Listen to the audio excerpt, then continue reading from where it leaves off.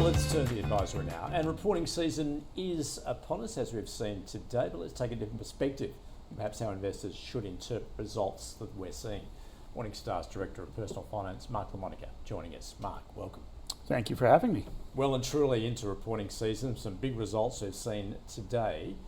So, we've heard a lot from the analysts, from the fundies about their interpretation of these results. What should investors consider, do you think?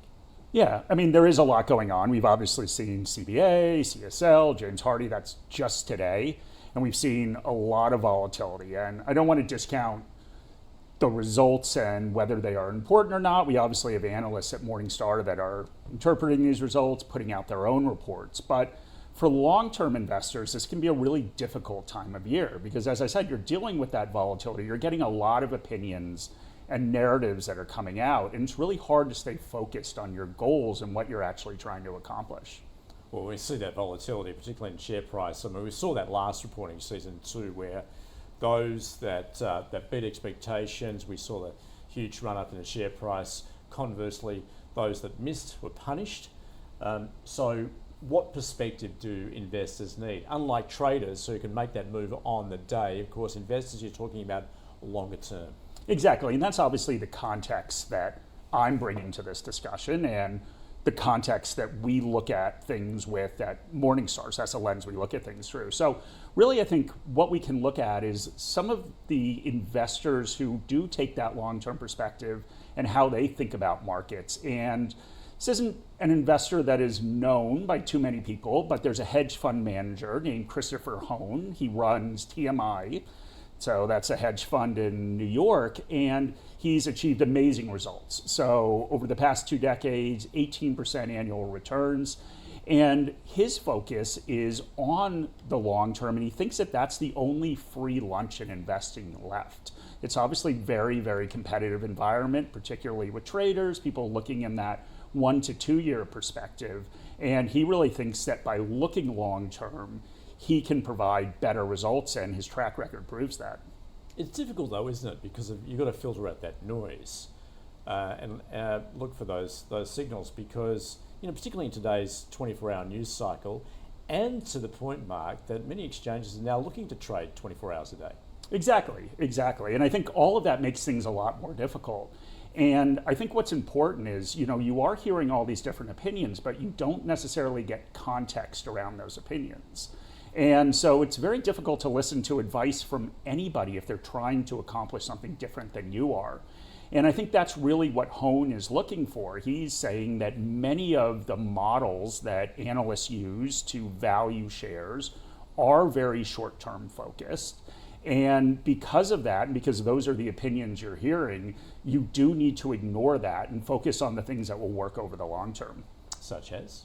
Well, really, and we talk about this a lot at Morningstar, Buffett talks about it, Hone talks about it, is moats and competitive advantage. And remember that you're valuing a business. So a lot of these models that analysts use, so if it's a discounted cash flow model, it's typically very focused on what's going to happen in the next couple years.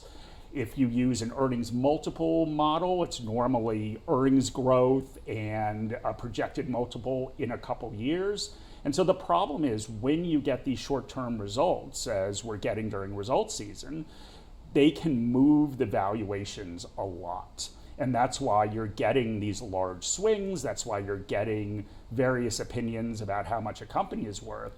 But really over the long term, they're using and not to get too technical, but they're using a terminal value in their models that generally aligns with long-term economic growth.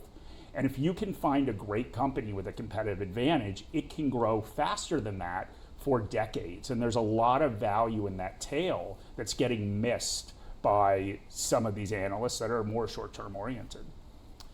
Mark, when we look at company results, of course, they're backward looking. A lot of emphasis is made on what's to come, guidance. They don't always provide that, but do we make too much of that? I mean, how important is it to look for what's ahead? I mean, I think it's important it's important for everybody, but really that short-term guidance, no company can give guidance over the next 5 years. So that short-term guidance is really moving these models because they're biased towards the short term. But really, as an investor, treat this as a business. And it's very difficult to separate a business from a share price because obviously, you know, as the shares we're talking about today, when you see these large moves, that's obviously the way that you're interpreting the results. But spend some time digging into the results and thinking about how that could potentially lead to changes in the competitive environment. And that means understanding the company, the industry they're operating in, and think longer term and think, okay, is there anything today, whether they beat expectations by a couple cents or trailed expectations by a couple cents, is there anything in there that's going to impact this company over the next 10 years? And Mark, in terms of holding a portfolio, perhaps you're doing it yourself, is there a risk perhaps that you hold too many stocks because you've got to get across all of them? I mean, is there an ideal sort of basket number that you want to be in? I mean, I think it depends how much effort you're willing to put into this. But yes, to truly understand a business, you do need to put some effort into that. So if you are more of a hobbyist investor, and we speak to a lot of them at Morningstar, and you want to spend a lot of time on this, you can hold a larger portfolio. I think if you are not that interested in spending time understanding this business, then probably a smaller portfolio in terms of individual shares, and obviously there's funds and ETFs that you can fill that in with.